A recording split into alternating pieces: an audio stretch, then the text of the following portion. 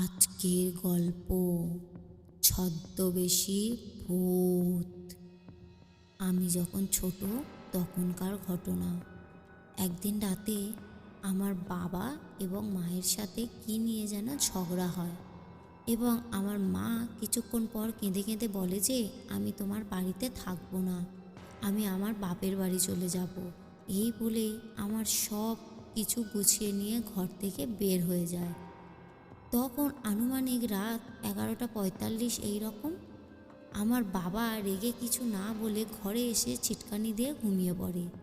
একটু পরে আমার যখন ঘুম আসছিল না, তখন আমি আমার বাবার কাছে গিয়ে শুই। কিছুক্ষণ পর হঠাৎ বাইরে মায়ের ডাক। মা আমাকে ডেকে ডেকে দরজা খুলতে বলেছে। বাবা নিজেই যায়, গেট খুলে দিয়ে আসে এবং মাকে বলে, ফিরে আসলে কেন? যাও, বাপের বাড়ি যাও। মা কিছু বলে না, চুপ করে ঘরে চলে আসে। এখানে বলে রাখা ভালো যে তখন বিদ্যুৎ ছিল না।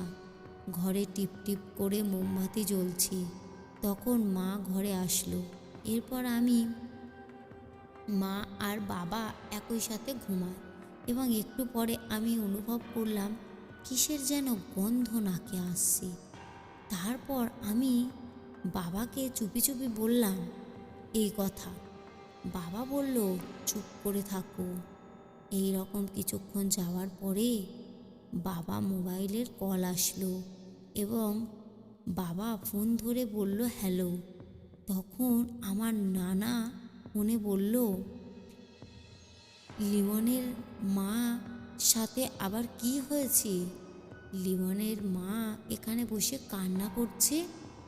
বাবা তো মেরে গেল এবং আমাকে চিমটি কাটলো। আমি তখন একটু করে উঠলাম। বাবা বলল, কী রে, বাথরুমে যাবি? এই বলে আমাকে ঘর থেকে বাইরে নিয়ে যায়। আমার মায়ের রূপে যে ছিল সে ঘর থেকে যাওয়ার সময় বাবাকে বারবার বলছিল, মিলন একাই বাথরুমে যাক, তুমি থাকো। তখন বাবা বলে, তুমি থাকো, আমি যা, নয়তো মিলন ভয় পাবে। এই বলে আমাকে নিয়ে ঘর থেকে বেরিয়ে যায় বাবা।